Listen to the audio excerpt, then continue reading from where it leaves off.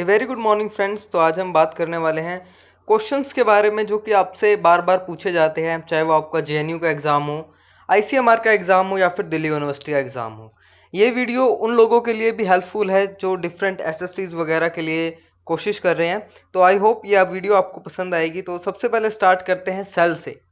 जो सेल की स्टडी है उसको साइटोलॉजी कहते हैं। कुछ क्वेश्चंस ऐसे होंगे जो आपको पहले ही पता होंगे, कुछ बातें ऐसी होंगी जो पहले ही आपको पता होंगी, लेकिन कुछ पॉइंट्स हैं जो इम्पोर्टेंट है और डायरेक्टली पूछे जाते हैं, जो आपको हायर लेवल की बुक्स में, कॉलेज की बुक्स में आपको नहीं मिलते हैं।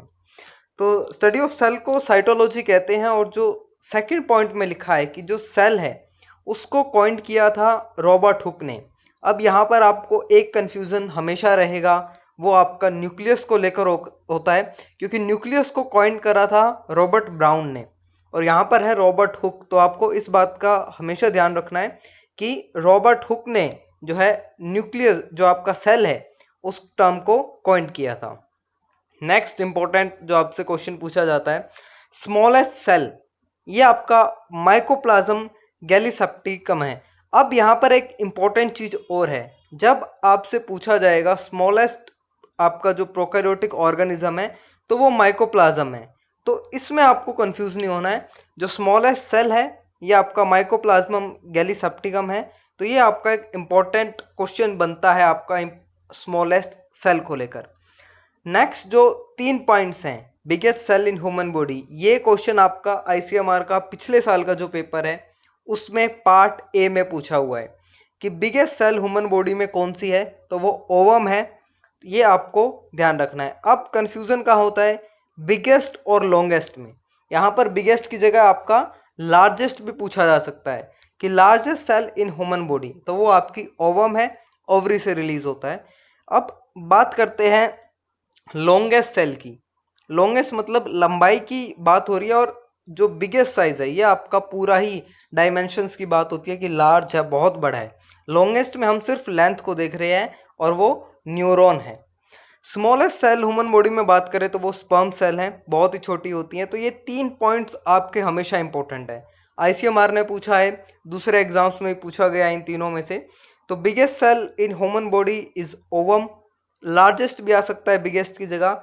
स्मॉलेस्ट सेल जो है वो आपकी स्पर्म सेल है, और लॉन्गेस्ट सेल ह्यूमन बॉडी में जो है वो न्यूरॉन्स हैं। नेक्स्ट स्लाइड पर चलते हैं। तो यहाँ पर मैंने इंक्लूड किया है आपकी मसल्स को, बोन्स को, क्योंकि ये आपके इंपॉर्टेंट क्वेश्चंस हमेशा ही रहे हैं। तो longest bone in human, femur, जो आपकी थाई बोन होती है उसे कहा जाता है।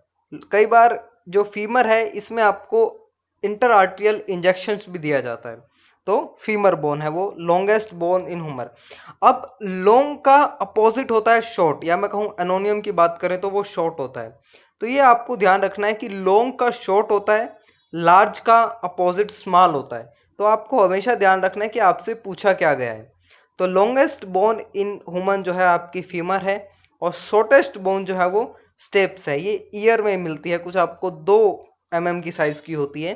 तो ये shortest bone in human, steps. अब जब आप शॉर्टेस्ट मसल देखेंगे वो भी आपको ईयर में मिलेगी, और जो स्टेप्स है इससे रिलेटेड ही नाम मिलेगा। तो shortest bone in human is steps. अब बात कर लेते हैं मसल्स की। तो largest muscle in human body is gluteus maximum, जो आपके हिप की तरफ होती है पीछे की, वहाँ पर ये प्रेजेंट होती है लार्जेस्ट मसल, जहाँ से आपको इंजेक्शन लगाया जाता है। तो largest muscle in human body is gluteus Maximus, ये एक इम्पोर्टेंट है। अब इसको याद कैसे किया जाता है कि पीछे आपका देखेंगे मैक्सिमस है, कुछ आपका रिलेटेड है मैक्सिमम से। तो लार्जेस्ट मसल जो है आपकी ह्यूमन बॉडी में वो ग्लूटस मैक्सिमस है। लार्जेस्ट की जगह आपसे बिगेस्ट भी पूछा जा सकता है। अब लॉन्गेस्ट की बात करते हैं कि लॉन्गेस्ट मसल्स कौन सी है।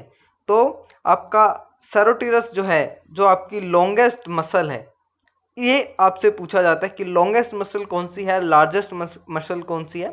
तो आपका जो है सेरोटोरियस जो है आपकी लॉन्गेस्ट मसल है, ये आपकी नी से पास आउट होती हुई आपकी लेग्स तक जाती है। आपकी अपर थाई से लेके नी से पास होती हुई लेग्स तक जाती है। और इसका अपोजिट, लॉन्ग का अपोजिट होता है आपका शॉर्टेस्ट। तो शॉर्टेस्ट मसल है आपकी स्टेपिडियस, ये आपके ईयर में प्रेजेंट होती है, और यही मसल है जो आपकी एक तरह से प्रिवेंट करती है कि ज़्यादा वॉल्यूम में, ज़्यादा एम्पलीफाइड जो है साउंड हमारे ईयर ड्रम तक ना पहुँचे। तो स्टेपिडियस मसल होती है जो इस काम को करती है और ये शॉर्टेस्ट मसल है। अब आप शॉर्टेस्ट बोन देखेंगे तो स्टेप्स है, शॉर्टेस्ट मसल देखेंगे तो स्टेपिटस है, और स्ट्रॉन्गेस्ट जो आप मसल देखते हैं वो आपके जोस में प्रेजेंट होती है, वहाँ पर प्रेजेंट होती है, दैट इज मैसेटर। तो ये इंपॉर्टेंट पॉइंट्स हैं कि लॉन्ग है, शॉर्ट है, लार्ज है या स्मॉल है। तो ये सब आपको इम्पॉर्टेंट क्वेश्चंस आपके बनते हैं जो पूछे जाते हैं। थोड़ा कंफ्यूजिंग होता है लॉन्ग में, लार्ज में, शॉर्ट में और स्मॉलेस्ट में, तो इसलिए आपको ध्यान रखना है। नेक्स्ट स्लाइड पर जब हम चलते हैं तो स्मॉलेस्ट प्रोकैरियोटिक ऑर्गेनिज्म, जहाँ पर मैंने बात करी थी आपसे फर्स्ट स्लाइड में कि आप जो है स्मॉलेस्ट सेल को देख रहे थे, वहाँ पर आपको माइकोप्लाज्म आपका गैलीसेप्टिकम मिल रहा था। अब यहाँ पर स्मॉलेस्ट प्रोकैरियोटिक ऑर्गेनिज्म है जो कि माइकोप्लाज्म है। अब यही क्वेश्चन आपका एक जेएनयू के एग्जाम में पूछा गया था कि कौन सा सेल है जिसमें आपकी सेल वॉल नहीं होती है, तो माइकोप्लाज्म है, उसमें आपकी सेल वॉल नहीं होती है। ये क्वेश्चन आपसे जेएनयू के एग्जाम में पूछा गया था। Next is the biggest single celled organism, that is acetabularia. ये इंपॉर्टेंट क्वेश्चन है, आने वाले एग्जाम्स में पूछा जा सकता है क्योंकि स्मॉलेस्ट बहुत ज़्यादा पूछा जा चुका है, तो बिगेस्ट पे ज़्यादा आपका फोकस रह सकता है। तो biggest single celled organism is acetabularia. Next जब हम बात करते हैं, अब आप ऑर्गेनेलीज पे चलेंगे। सेल की डिफरेंट ऑर्गेनेलीज हैं, चाहे वो माइटोकॉन्ड्रिया हो, लाइसोसोम्स हो। तो इनमें सबसे इम्पोर्टेंट जो है, एक इनका जो है डिस्कवर किसने किया था, दूसरा इनको किस नाम से जाना जाता है, जो साइनोनियम्स हैं। ये आपके क्वेश्चंस हमेशा इंपॉर्टेंट होते हैं, स्पेशली मैं कहूँगा जेएनयू के एग्ज़ाम के लिए और आपके आईसीएमआर के लिए, क्योंकि सीधा नाम पूछा जाता है, डिस्कवर किसने किया था वो पूछा जाता है। जैसे आपका माइटोकॉन्ड्रिया का क्वेश्चन है, डिस्कवर किसने किया था, एल्टमैन ने। ये आपका जेएनयू का एमएससी का जो एंट्रेंस होता है उसमें पूछा गया है कि माइटोकॉन्ड्रिया इज डिस्कवर्ड बाय, तो एल्टमैन ने उसे डिस्कवर्ड किया था। छोटी क्लास से हम जानते हैं पावर हाउस ऑफ सेल्स हैं, तो डिफरेंट ऑक्सीडेशन रिएक्शंस भी होती हैं। नेक्स्ट बात करते हैं गोल्गी बॉडीज़ की। ये आपका कैमिलियो गोल्गी ने इसे डिस्कवर किया था, नाम से ही आपको पता लग जाएगा। और इसे पोस्ट ऑफिस ऑफ सेल भी कहा जाता है क्योंकि यहीं आपका प्रोटीन्स को भेजता है डिफरेंट डिफरेंट साइट्स पर जहाँ पर उनकी रिक्वायरमेंट होती है, इसलिए इसे पोस्ट ऑफिस कहा जाता है। नेक्स्ट स्लाइड में हम देखेंगे कि आपका लाइसोसोम जो है ये किसने डिस्कवर किया था, ये आपका पैलेडे ने डिस्कवर किया था।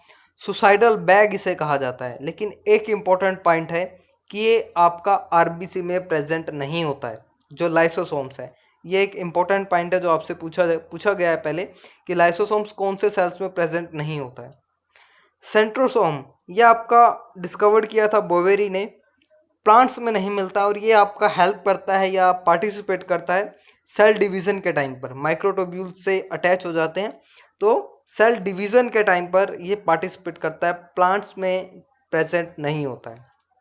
न्यूक्लियस की बात करें तो मैंने पहले ही कन्फ्यूज़न दूर कर दिया था कि रॉबर्ट ब्राउन ने इसे डिस्कवर किया था, कॉइंट किया था।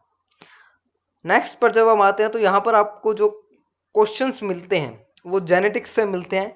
आप जेनेटिक्स में बहुत सारे एक्सपेरिमेंट पढ़ते हैं, उनमें आपको एक्सपेरिमेंट का नाम जो है या तो वो साइंटिस्ट के नाम से मिल जाता है, तो इसलिए वहाँ पर फोकस कम करके जो है डिफरेंट जो आपके साइंटिस्ट थे जिन्होंने पहले यूज़ करी थी टर्म, उनको पूछा जाता है।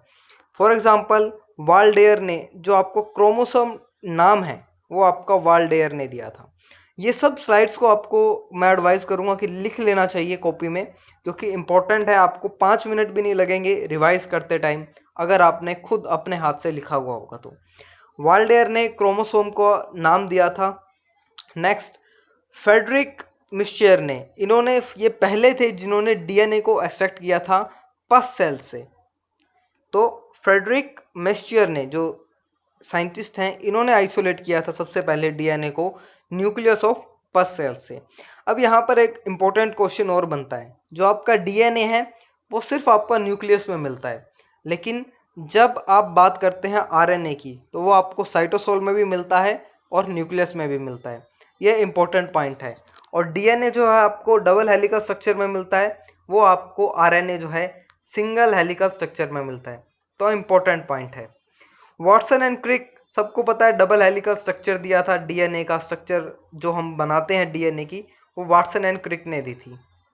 Now next is genetics. जो जेनेटिक्स हम एक पूरी यूनिट पढ़ते हैं, चाहे आप सीएसआर का एग्ज़ाम दे रहे हो या आप डीबीटी दे रहे हो, तो जो नाम है जेनेटिक्स का वो दिया था आपका डब्ल्यू वाटसन ने। तो ये एक इम्पॉर्टेंट है कि जेनेटिक्स जो नेम है कॉइंड किसने किया था, सो डब्ल्यू वाटसन है, इन्होंने जो है ये कॉइंड किया था। नेक्स्ट जो जीन है, जीन वर्ड सबसे पहले किसने यूज़ किया था, जो जोहेंस हैं उन्होंने यूज़ किया था। जोहनीस कह सकते हैं आप, जोहेंस कह सकते हैं, इन्होंने जीन जो है सबसे पहले यूज़ किया था वर्ड। और जेनेटिक्स कॉइंड किया था डब्ल्यू वाटसन ने, जीन किया था जोहेंस ने।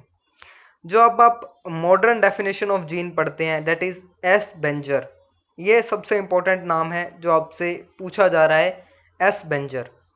जेनेटिक्स में जब आप लिंकेज पढ़ते हैं तो मॉर्गन ने दी थी, और म्यूटेशन पढ़ते हैं तो हुगो डी वेरिज ने जो है म्यूटेशंस आपकी बताया था कि म्यूटेशंस होती है जीन्स में, और डिफरेंट डिजीज, चाहे वो कैंसर हो या आपका फिनाइलकीटोन्यूरिया हो, चाहे आपकी ऑटोसोमल एक्स लिंक्ड डिजीज़ हो, तो ये सब आपकी जो है म्यूटेशंस, लिंकेज, इन्हीं सभी के बेस पर हैं।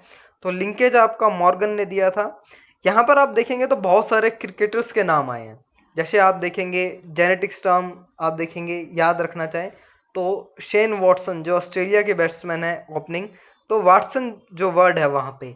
जीन्स आप देखेंगे तो जॉन है आपका, जोहेंस है तो माइकल जॉनसन जो आपके ऑस्ट्रेलिया के बॉलर हैं, मॉर्गन इंग्लैंड टीम के कैप्टन हैं। तो बहुत सारी आपके जो टर्म्स हैं वो रिलेटेड है क्रिकेट टीम से, उनके प्लेयर्स से। तो एक इम्पॉर्टेंट आपके लिए ट्रिक बन सकती है, आप याद कर सकते हैं जेनेटिक्स का, जीन्स का, और आपका जो है लिंकेज का। तो ये इम्पोर्टेंट है, हुगो का, हुगो डी वेरिस। तो ये इम्पोर्टेंट क्वेश्चंस आपसे पूछे जाते हैं। नेक्स्ट अब हम बात करेंगे कि रिवर्स ट्रांसक्रिप्शन, जो आपके डिफरेंट वायरस हैं, चाहे आपका HIV वायरस हो या आप अभी कोरोना देख रहे हैं, तो रिवर्स ट्रांसक्रिप्शन उनमें होता है, जो भी आपके RNA वायरस हैं। तो वो दिया था आपका बेल्टीमोर एंड टैमिन ने। और बेल्टीमोर जो है इन्होंने ही वायरस को क्लासिफिकेशन दी है, डिफरेंट क्लासीफाई किया है वायरस की क्लास में, क्लास 1, क्लास 2, 2A, 2B, तो इस तरह से क्लासीफाई किया है बेल्टीमोर ने। तो ये आपका इम्पोर्टेंट है कि रिवर्स ट्रांसक्रिप्शन जो है ये आपका बेल्टीमोर एंड टैमिन ने दिया था। थ्योरी ऑफ इवोल्यूशन, जब भी आप थ्योरी ऑफ इवोल्यूशन को पढ़ते हैं तो आपसे दो तरह के क्वेश्चन पूछे जाते हैं, चाहे वो ICMR हो या JNU या दिल्ली यूनिवर्सिटी हो। आपसे दो तरीके के क्वेश्चन पूछती है, एक साइंटिस्ट का नाम, दूसरा उनकी बुक का नाम। और कई बार जब आप UGC के लिए चले जाते हैं या तो वहाँ पर पूछ लिया जाता है कि उस थ्योरी में उन्होंने डिस्क्राइब क्या किया था, या उस बुक में उन्होंने डिस्क्राइब क्या किया था। तो कार्लस लिनस जो सबसे पहली थ्योरी दी थी इवोल्यूशन की, और इन्होंने बुक लिखी थी species plantarum, species plantarum, Carolus Linnaeus. लेकिन इस थ्योरी को कुछ ज़्यादा इतना ज़्यादा इम्पोर्टेंस नहीं मिला था क्योंकि कुछ बताया नहीं था नया। तो इस थ्योरी के अंदर इस बुक में यही लिखा था कि कोई भी स्पीसीज जो है वो न्यू नहीं है, वो आपकी पिछली स्पीसीज से ही आई है। तो ये इन्होंने बताया था। तो हम सभी जानते हैं कि हम अपने मम्मी पापा से आए हैं या वो अब हमारे ग्रैंड मदर ग्रैंड फादर से आए हैं, तो इन्होंने कुछ नया नहीं बताया था। तो इनको इतनी ज़्यादा जो है एक इम्पोर्टेंस नहीं मिली थी। लेकिन ये एक बात ट्रू है कि इन्होंने शुरुआत करी थी कार्लोस लिनियस ने। इनकी बुक का नाम आपको याद रखना हमेशा ज़रूरी होगा, स्पीसीज प्लांटेरम। ICMR का एक क्वेश्चन इन्हीं पिछली बार इन्हीं बुक से था और पार्ट B में था, बहुत इंपॉर्टेंट क्वेश्चन था। अब नए आप देखेंगे जीन बैप्टिस्ट लैमार्क, जनरली हम लैमार्क के नाम से जानते हैं। तो इनकी जो बुक थी फिलोसफिक जूलॉजिक, तो इन्होंने जो बुक लिखी थी और इन्होंने जो कहा था, तो इन्हें कहा, इनकी यानी जो थ्योरी है उसको कहा जाता था theory of inheritance of acquired character. ये क्या होता है, जैसे आप मान लेते हैं कि आप डॉक्टर बन गए, तो इनकी थ्योरी के अकॉर्डिंग ये था कि जो आपकी नेक्स्ट जनरेशन आएगी आपसे, वो भी डॉक्टर होगी। लेकिन ऐसा बिल्कुल ही नहीं था कि आपने जो अपनी ज़िंदगी में सीखा है, आपके आने वाले बच्चे जो हैं वो पहले से ही वो चीज़ उन्हें आती होगी।